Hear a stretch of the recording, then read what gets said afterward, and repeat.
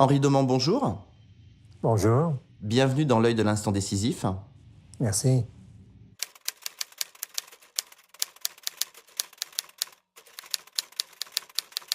Merci d'avoir accepté notre invitation. Alors, je vous rappelle un petit peu le principe de notre rendez-vous. Vous avez choisi trois photos qui illustrent des moments importants de votre carrière et vous avez accepté de nous les raconter. Mais avant ça, j'aimerais qu'on fasse un petit peu plus ample connaissance. Alors, vous êtes français, vous vivez à New York depuis 1950, l'année où vous avez décidé d'émigrer aux États-Unis, et après quelques années, vous commencez à collaborer avec le magazine Life. Ça a été un tournant dans votre vie, cette collaboration avec le magazine Life? Oui, bien sûr. Euh, je suis arrivé à New York en 1950.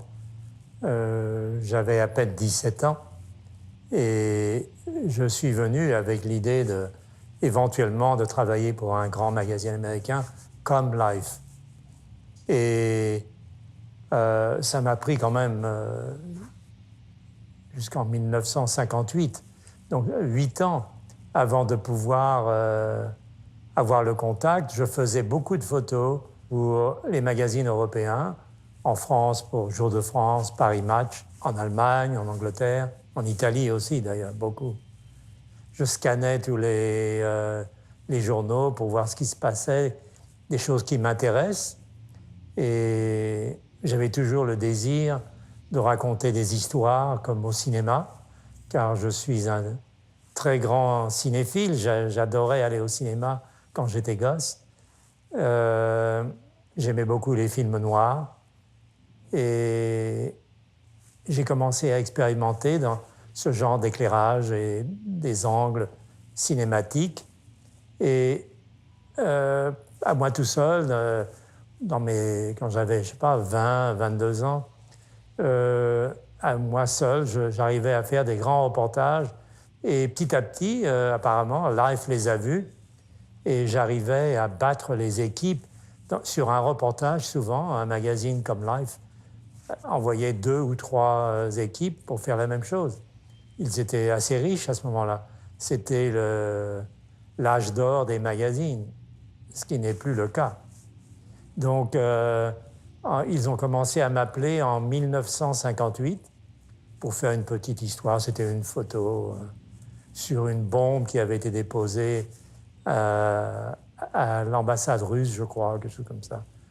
J'ai donc une petite chose, à faire des choses plus importantes, jusqu'au moment où j'ai fait des choses très importantes et créé des histoires.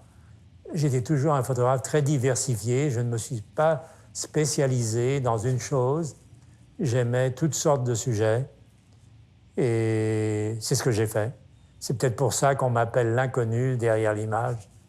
Et parce que j'ai fait tellement de choses différentes, de la photo à la sauvette et de la photo créée uniquement dans ma tête, basée sur des vieux films que j'ai vus.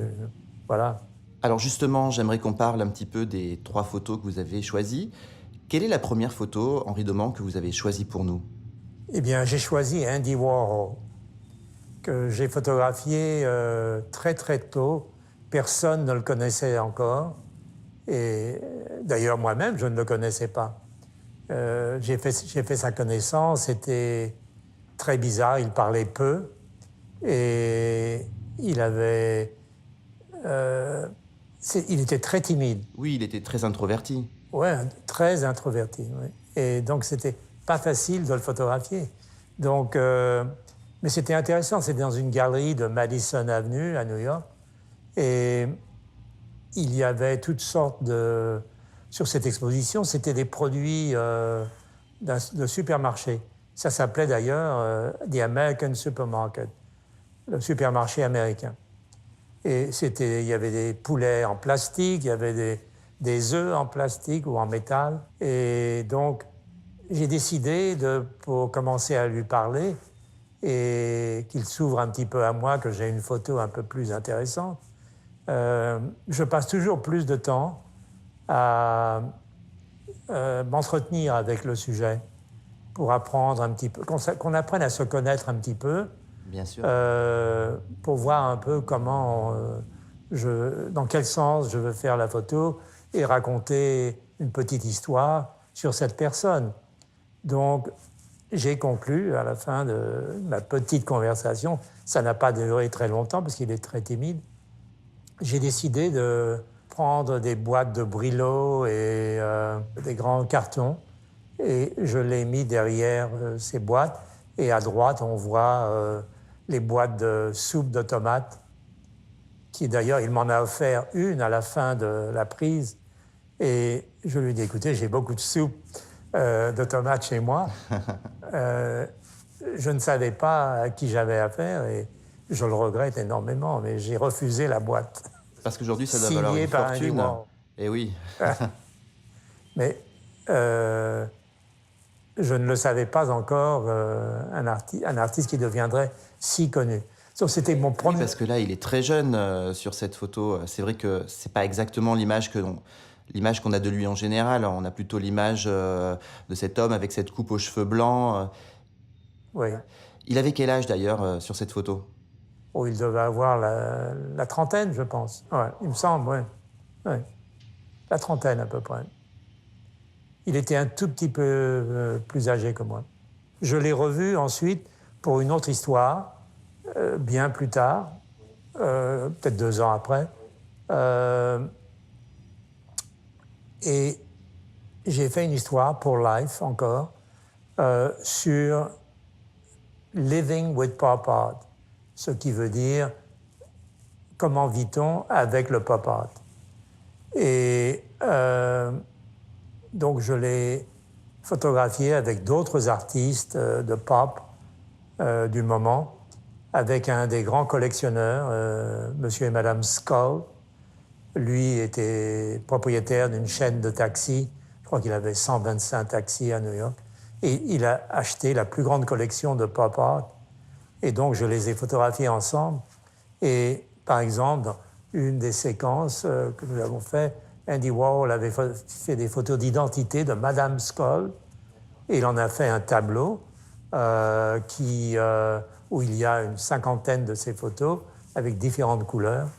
Et je les ai photographiés ensemble. Et c'était ma façon de raconter un petit peu l'histoire d'Andy Warhol avec les gens qui achetaient ses œuvres pour vivre avec. Et c'était un reportage assez cocasse d'ailleurs. Alors dites-moi, quelle est la seconde photo que vous avez choisie pour nous? La deuxième photo, c'est Elvis Presley, qui, je l'ai suivi quand il a été relâché de l'armée, quand il est revenu d'Allemagne. Je l'ai rencontré à New York, quand il est descendu du bateau. Et nous avons pris le train ensemble pour aller à Memphis pour rejoindre Graceland, là où il habite. Et donc, j'ai fait tout le voyage avec lui. Et il avait changé. Je l'avais photographié 2 ans avant, en 1958, quand il est entré dans l'armée. Il était beaucoup plus jeune. Et quand il est revenu, je crois qu'il devait avoir 21 ans, quelque chose comme ça. Et donc, ce qui m'a très surpris, c'est que partout où s'arrêtait le train, il y avait des grands groupes de jeunes femmes qui l'attendaient, et tous en larmes, toutes en larmes. Je me demandais toujours pourquoi pleure-t-elle constamment et partout. Ben oui. Et c'était vraiment drôle à voir. Et j'ai donc photographié toutes ces femmes qui pleuraient devant Elvis. Et ça tombait justement le jour de son anniversaire. Et tous ses fans ont déposé un gâteau en forme de guitare. Et donc, je l'ai immédiatement photographié devant le gâteau d'anniversaire. Je crois qu'il fêtait ses 21 ans, et pas plus que ça. Donc, il était encore ouvert au public. Au Colonel Parker. Le colonel Parker, qui était son manager, le suivait aussi. Et je crois que c'était la dernière fois où Elvis n'était pas entouré de gardes du corps et où il était libre de parler. Oui. C'était à peu près la dernière fois. Car il a été très mal entouré par la suite. Et il ne se rendait pas trop en public et ne parlait pas de grand-chose. Alors, quelle est la troisième photo que vous avez choisie pour nous? Alors la troisième photo que j'ai choisie, c'est Brigitte Bardot, que j'ai photographiée à Paris et à Spolète, en Italie, pendant le tournage du film de Louis Malle, Vie privée. Un tournage assez tendu d'ailleurs, parce que Brigitte Bardot avait essayé de se suicider l'année d'avant. Et l'histoire de Louis Malle était plus un documentaire sur la vie de Brigitte Bardot, plus qu'un film de fiction. Et c'est peut-être ça le problème.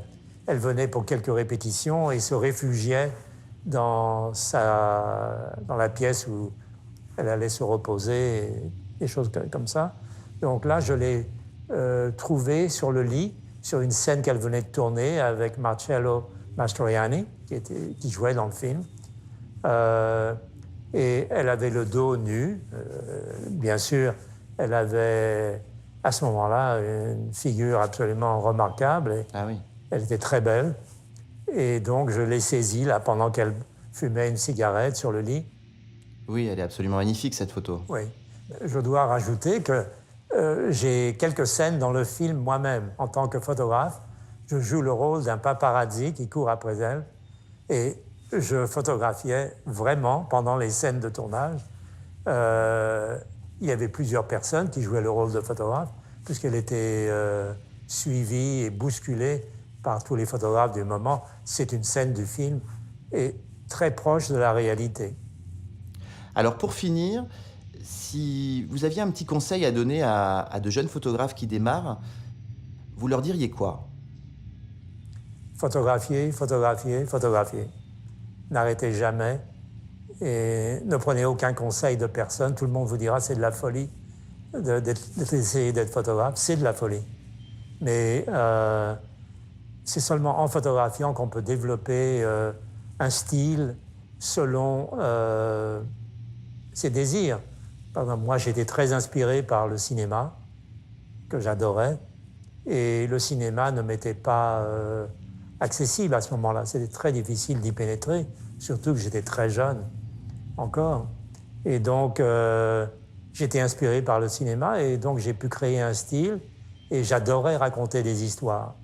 Donc, c'est ce que j'ai fait. J'ai raconté des histoires pour que les gens apprennent à connaître des gens qui sont très lointains d'eux et essayer de leur donner plus de détails sur ce qui se passe sur notre Terre. Henri Demant, merci beaucoup d'être venu dans l'œil de l'instant décisif. Merci d'avoir accepté notre invitation. Avec grand plaisir.